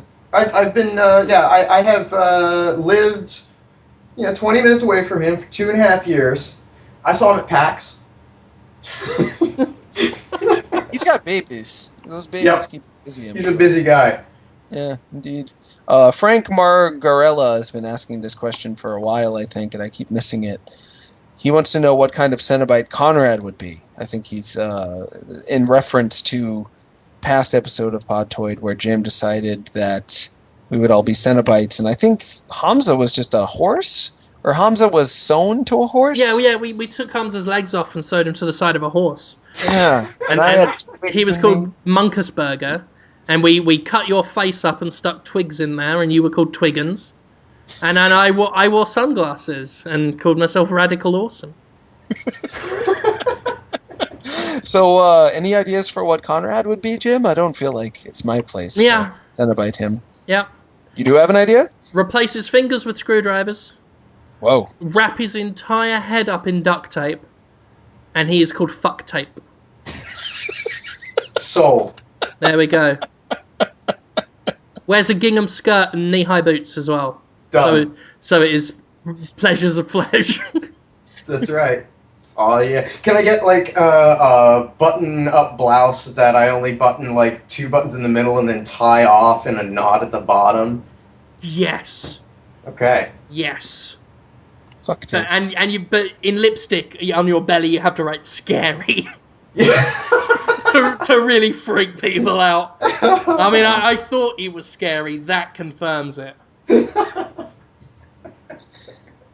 Speaking of callbacks to prior episodes of Podtoid, Kelso Macaulay wants to know, seriously, when is Jim Sterling going to reenact Rock Me Tonight? I haven't given up on that. After Teenage Pokemon Season 2 and then maybe Season 3, I wonder how many seasons of that show will exist. After I'm no longer totally stressed out about that all the time, because it's pretty scary making an animated show with animators who, some of them I kind of know, some of them I don't. And I love them all, but I don't know what they're going to do. Every day I wake up, the first thing I think is, are they actually going to animate the show? Because they don't have to, and if they just get bored and decide not to do it, there's nothing I can do about it, and then Machinima will be like, breach of contract, and then I lose. So that's pretty scary every day. I don't know how much longer You're doing it wrong. I am? Tell me more. You rule them by fear. What You just every morning. What would they be afraid of? Every morning you send them an email that just says, "I will razor blade you." That's a threat. That's a physical threat. If I were them, I wouldn't want to work for a guy. That is corporate motivation. Send them a cardboard cutout of yourself and instructions that they are to place it outside of their window at night. Just so they know. Yeah, just so they know that you're watching. Yeah. All the time.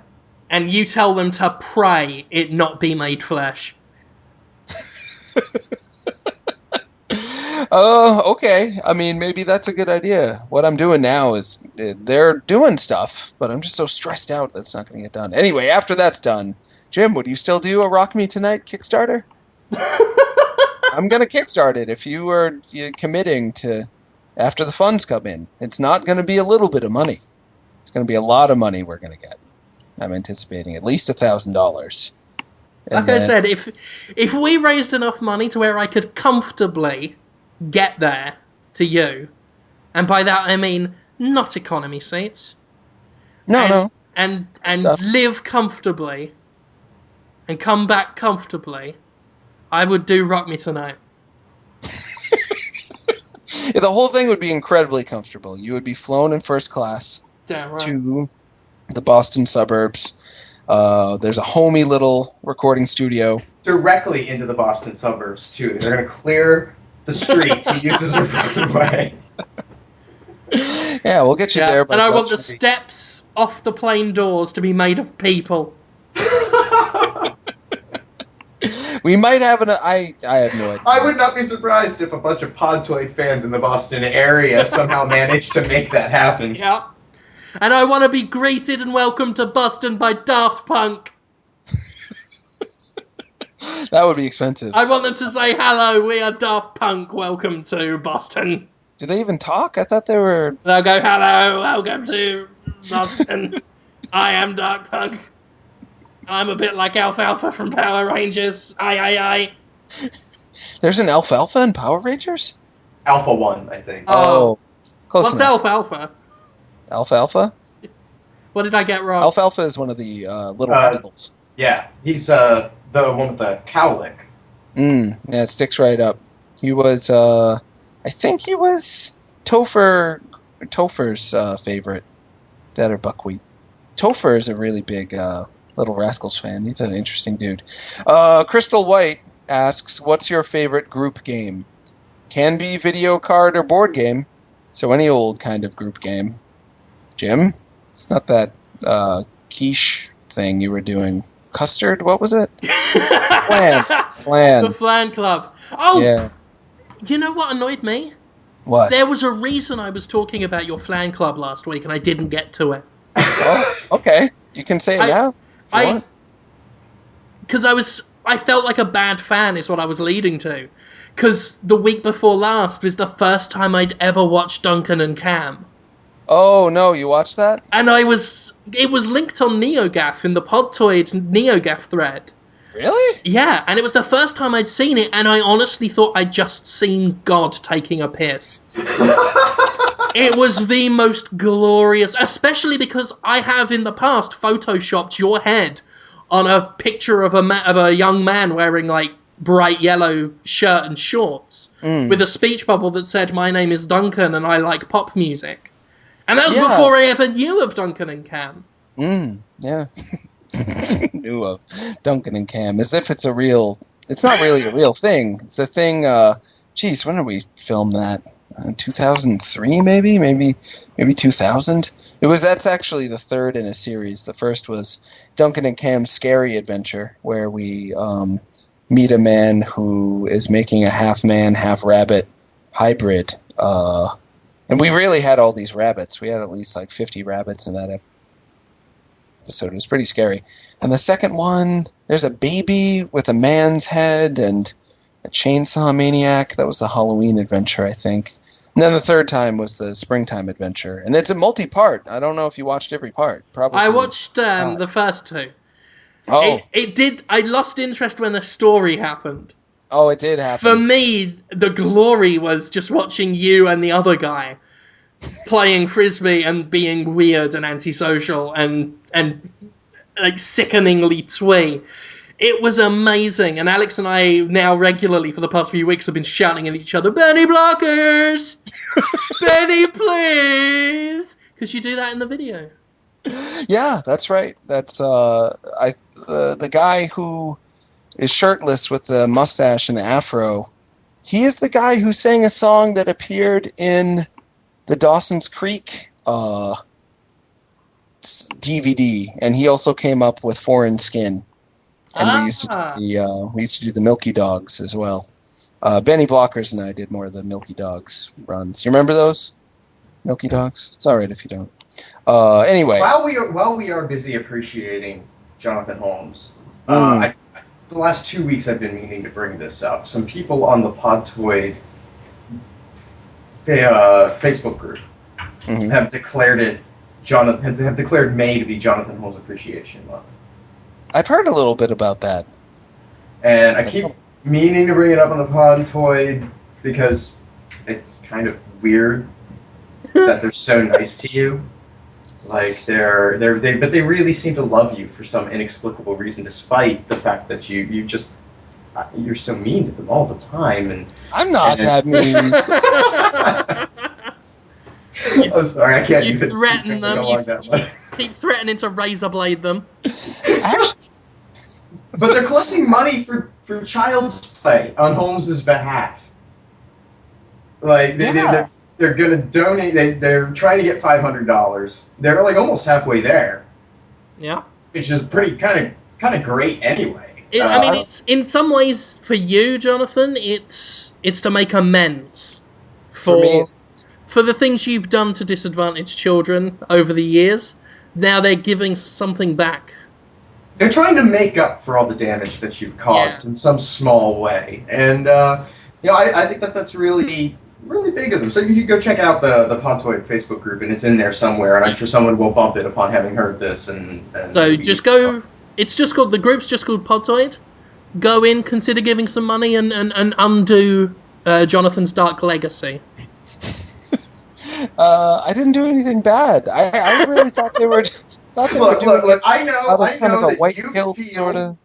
that you feel it was entirely for their benefit, but trust me when I tell you, people are hurting. Because of what I did? Because of what you did. Well, what you did on that bus. Yeah, and it's just, I thought I was all right. Yeah. So, any more questions? Oh yeah, there's a bunch, but we can't get to all of them. I don't think. Jeez, it would be hard. We didn't answer the one about the group game from Crystal White. Oh yeah. Yeah. For me, it's becoming this first taste of D&D I've been having. Mm. I You walked down know. a dark path, my friend. I know. I am not, and I'm not kidding you. Like, there's a dude in Phoenix that has my library of, it's thousands of dollars in books I've bought over the years. Be careful. I know. And Podtoid listeners have been recommending me shit, and it all looks so good. Yeah. And it's, that's a bit like Event Horizon. Oh, I want that.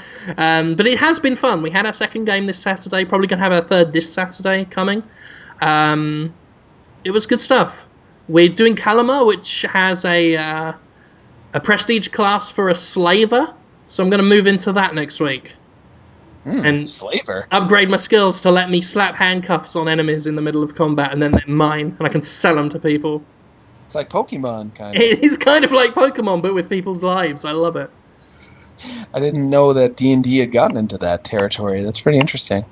Yeah. What's your favorite group game, Conrad? I don't know. It depends on what you mean by a group game. If it's just a game that a group of people play together in general, or if that means like a party game or social game, because there are, I'm guessing any games game of that nature. But for one of my favorites at this point is probably Arkham Horror, which is kind of complex and confusing the first few goes, but really brilliantly fun because it's a cooperative board game. So you're fighting against the game. It is.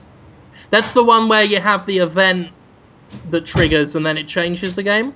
You're thinking of Betrayal at House. Oh, yes, I am. Yeah. Arkham Horror, the way it works is that there's almost like a timeline for how much time you have to accomplish certain goals before the game flips on its head and just kills you.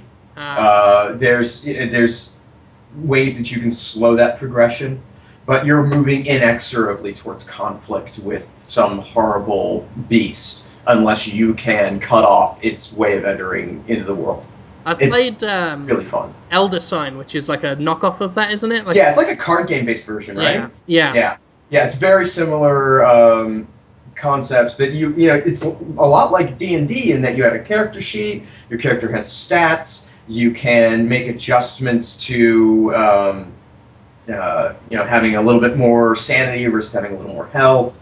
Every character has some ability that gives them a gift. There's a bunch of expansions for it that open up the whole, northeastern United States of horrible Lovecraft cities.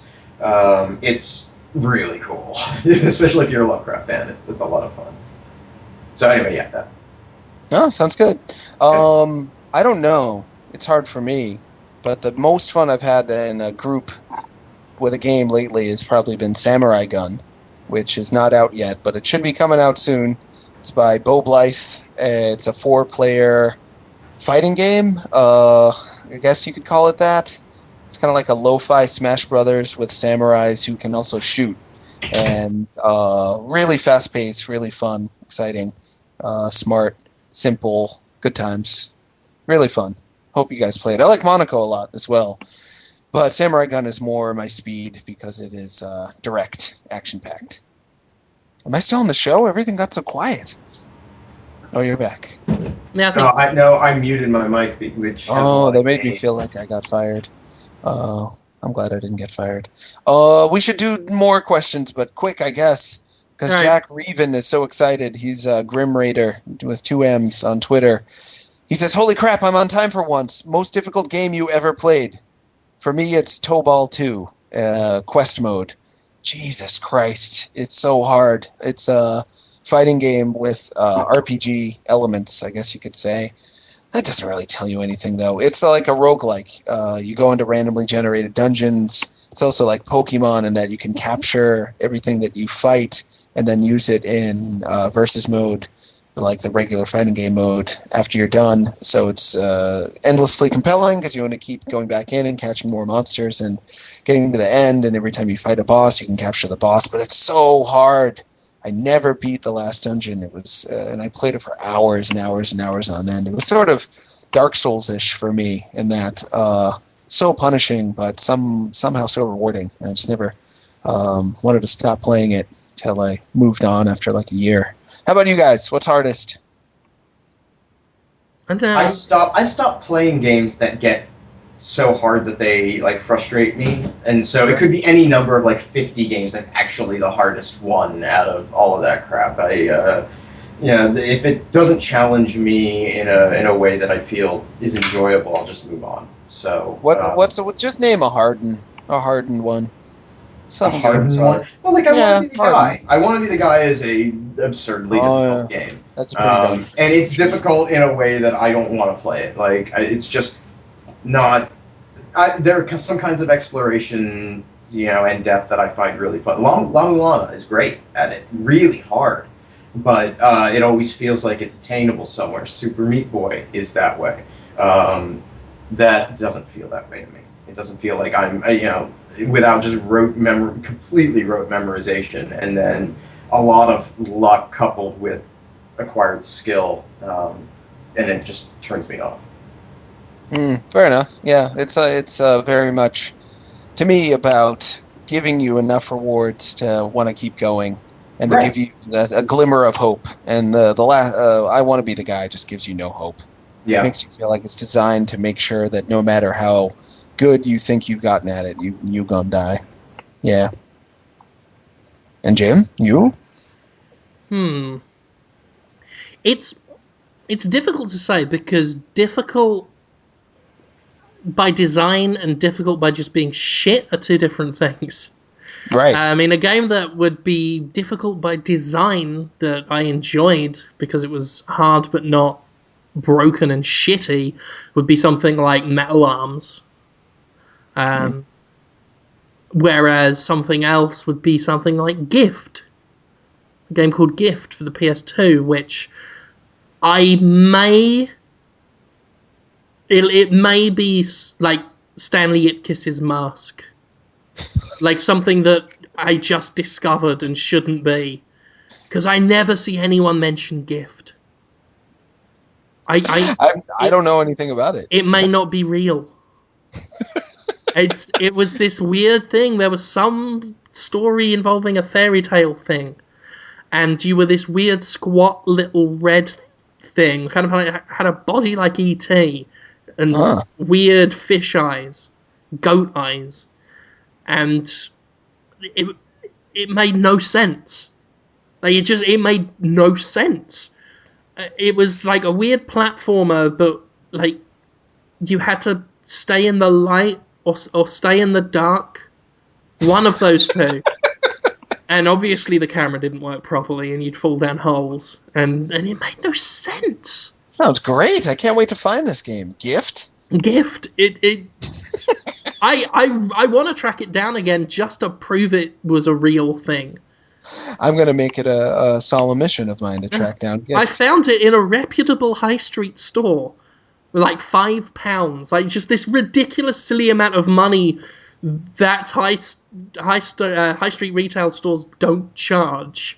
It was cheaper than what things cost. Gift. It made no sense. It's so full of itself right off the bat. Like it was the main character's name. But still, to call it that is to say, like, it's a gift to humanity. It's a gift to mankind. Our game about the red, squat E.T. with goat eyes that needs to be in the light or the dark and falls in a hole. You're welcome for Gift. A couple more questions. We can do it. Zach Davis is very nice. He says, Sup Holmes is my favorite game show on the internet and everyone should watch it. Why doesn't everyone? Because so many people don't care at all about game developers. It's like, you like special effects, but you don't want to see an interview with the guy who did the polygons on the Hulk and did the skin textures, the realistic skin textures. People just don't care at all. But the people who do care a whole lot. So it's great to do a show that they like. I'm grateful that anybody watches it. But I'll get more to that later. Delam Prince asks, who's got the Animal Crossing review copy? And how amazing is it? Jim, you got it, right? Yeah. How is it? A clown clown sheep moved in, and I'm currently wearing a gas mask and a tartan skirt. You know, Animal Crossing is, it's not my very favorite, but it's in my top 10 series ever. Love it so much. I think I've talked about it before. I used to play Wild World a lot. Mm-hmm. To the point where I would wake up in the game before I woke up in real life. I was only partially employed. I was a waste of space. And that was my life for several months. Until one day when I just woke up and said, why am I doing this? What is any of this? I'm just picking up apples off the fucking floor. I don't get this. And then every time they've got more Animal Crossing, I forget that one day I'll forget why I liked it. But until then, love it. So you like the new one so far? Yes. Yes. I don't know how much I can say, but I mean, well, fuck it. CBG's been doing a running fucking diary of it. So far, it's Animal Crossing. Good. I never really want. And a lot of people want the series to change, but to me that goes against what the series has always been about, which is just, it's almost a commentary on how stupid video games are, and yet you can't help but love them. I've met many people who have said video games, Animal Crossing was the last game they've played because it showed them, like, this is truly a total waste of time, but I can't stop doing it. I have to quit these things completely. But not me. I just want to soak it all in. Just when you dream, don't you dream about trees in the game? Have you dreamed yet? Not yet. You have tree dreams. You know how when you walk around in Animal Crossing, it's just trees? Yeah. When you dream, it's also just trees. You dream about getting more apples. So good. I love that stuff. Yeah, I think it's great. If I made a video game, it would probably be like that. Well, I think that's everything we gonna do for talk. I think that's it was reasonable. good talk. Yeah, it's almost 2 hours. Yeah, you only said you had to really go to the bathroom like 40 minutes ago this time, so. It's a new thing, and I'm wondering if it makes me more interesting to be kind of charged with the energy of discomfort and thinking about peeing. I'm just thinking about it while you guys are talking. Well, I mean, I'm thinking about it too. I'm thinking about peeing. I'm always thinking about you peeing, and it energizes me. What are you guys doing this week, or what did you do, or both? All right, I'll start. We got an office chat with Jim that's going to go up tomorrow. I anticipate. There's a new video review in the review of Anomaly 2 that's out on the YouTube channel. You can go check that out. Alistair Pinsoff did all the recording and editing for that. Turned out okay. There is going to be a new couch campaign today. Oh man, this is going to be a treat. As soon as I get this edited up and uploaded, I'm very excited. We are playing the worst Fallout game. Really? Yeah, they made a Fallout game that's kind of like Baldur's Gate. Oh, is that Brotherhood of Steel? Brotherhood of Steel. Jordan and I are playing it. Oh, it's going to be glorious. So make sure you check out Couch Campaign. That's. Ooh, I will make a distinct point to watch some of that. There has already been a point at which in the dialogue where we've looked at it and thought, wow, we've really come a long way in 10 years. Because it's just there's a gay implication slur in the dialogue that's just so not classy in any way, shape, or form. It is the equivalent of the your mom joke I'm so fond of. Yeah. Your mom or my mom? Your mom. Oh, my mom. Yeah. You know what your mom did. It was awesome. Joke like that. Like I'm going to your mom's house. Yeah. Yeah. Your mom said it was this. Yeah, exactly. That's that kind of base level. It's not even funny when I say it ironically, but I'm going to do it anyway joke. Yeah. Sounds like Duke Nukem Forever, kind of. Yeah, it's definitely in that same league. But then again, Duke Nukem Forever looked like a 10-year-old game too, so. Oh, and it was a little, yeah. Yeah. So those are your things, Jim. Those are my things. I do my things? Yeah. What are your things, Jim? What are my things? Well, you could check out Jimquisition, for fuck's sake, on escapistmagazine.com.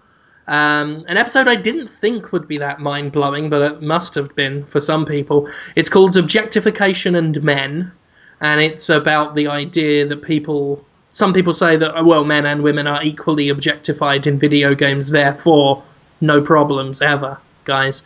And the video looks at that. And that's been doing really well. So, yeah, a lot of discussion there around the web. Some of it good discussion, which is great. What else? Oh, still on The Escapist is the new poet Jim and Yahtzee's Rhyme Down Spectacular, our weekly poetry show. This week, Yahtzee had a poem about Thief, and I had a poem, fittingly, about Animal Crossing. So, did a little Animal Crossing poem, and you can see that on Escapist. And over on Destructoid, review of Metro Last Light. Oh yeah, that's the other thing I did. Sorry, go on. Metro Last Light, which, yes, Conrad edited the video review for. We did a lovely little video review. That's in there. That's on Destructoid.com, and you can have a look at that if you want. And I think that's it. That's good. You did good. We had Richard Hoffmeyer on Subholmes last Sunday. It was so good. It was so good really to talk with good. him. It's going to be great when I finally get it uploaded. I have tracked down what the friggin' problem is. I'm so you have? stuck. Oh, yeah. I mean, well, it's still fine. a massive inconvenience for us to get our files again. But yeah, no, everything's cool. Yeah. Thank you for doing that. I appreciate Whatever. it. It's a Show was thankless great, job. I though. I was mesmerized by the guy. I told him, I think he was insulted. I felt badly, but I told him it felt like I was talking to Jeff Goldblum's character from Earth Girls Are Easy. He just was not of this planet, and his He's just idea. the perfect man. Yeah, well, then that's the other aspect of it. He's a great man, but he's not a human man, because humans can't do the things he does. His brain works in ways that were baffling and very interesting and enlightening and enjoyable. I actually imagine that the scene, when you and Jim meet for the next time, I'm just going to visualize him touching your cheek like Jeff Goldblum does to Tina Davis in that scene in that movie, which I know very, very well because I'm a blonde. Yeah. That's a good song. I just watched it recently. My wife had never seen it. The other Julie Brown, the red-haired one. Anyway, I shared it with my wife also recently, and yes, it's. What'd she think? Oh, she loved it. She loved it because it's something. Well, she likes Jeff Goldblum. All women do, I think. My wife's a big fan of his as well. Yeah, he does something for people, as he should. I don't get it. He looks like a fish man. It's interesting. He looks like one of the species that Merman in Masters of the Universe belonged to. I was thinking more of the Zoras. He's got kind of a dead-eyed Zora look, but I'll take a merman too. Anyway, he's a good Star Trek villain. Why haven't they done that? Yeah, I don't know. Kirstie Alley did, and she's kind of the female Jeff Goldblum for me. Anyway, I didn't even say what Richard Hoffmeyer made. He made Cart Life, which is a video that won the IGF, and it turns out, like we said last week on Subholmes, on Podtoid, I think I did mention that he maybe was part of an artist collective where everyone was named Richard Hoffmeyer. That turned out to be something he was starting, but nobody signed up. So he's the only Richard Hoffmeyer that's actually a Richard Hoffmeyer. And that's his real name. He didn't make it up or anything. Anyway, Richard Hoffmeyer. He basically struggled to get strangers to join his Have My Name Club and Pretend to Be Me Club. Nobody wanted to do it. And he was like, yeah, imagine that. How strange. People didn't want to surrender their identity to be... I'm going to do it. I can't wait to be the next Richard Hoffmeyer. That sounds fun. You can do whatever you want. Here's the thing. He's already set the bar at a place now where if you identify with him, it could be a step up for a lot of people. Sure. And he's open to that. He was incredibly humble. He had no pretense that he did anything even kind of good. He's just trying to make stuff as best he can. And he loves stuff. Man, he talked about how great everyone else is and had a lot of interesting recommendations for other games and movies and books and stuff to check out for a long time. Really fun to talk with Richard Hoffmeyer. Check it out on iTunes when it goes up and on YouTube, Dtoid TV when it goes up there too. Should be soon. And then this Sunday, I'm just checking the schedule, it looks like Jasper Byrne will be back. We haven't had him on in a while. Didn't we have him on last July, maybe. He is the creator of Lone Survivor, and he is also making a new game, which I think he is still just calling New Game Plus, which is a multiplayer action game. It is, I think, up to 4 players can play it at once. Very different from Lone Survivor. Very kind of upbeat, fun, focused on surprises and interacting with the game mechanics in ways that feel new every time you play it, as adding the variables of various players together makes it new and fun every time. So that'll be great. And also Lone Survivor is coming to PS3 and PS Vita, so we'll be talking about the new content that's coming there. And to see how it's going for Jasper. He is a very interesting guy, very lovable guy. I'm looking forward to talking to him again. I think that's everything. Maybe there'll be a new Talk Fast going up this week, Conrad, maybe? I think probably, yeah. Probably sometime over the weekend. Yeah. That could happen too. That'll be fun. I think that's all I'm doing. And that's it. We did it. We did it, guys. I'm going to spend the rest of the evening just staring at this Belladonna Bitch Fist and resisting. So many things involving a thing that could go into a butt. Yeah. For you. That's good. That's life. And that is the end of our humble play. Good evening. That was the end.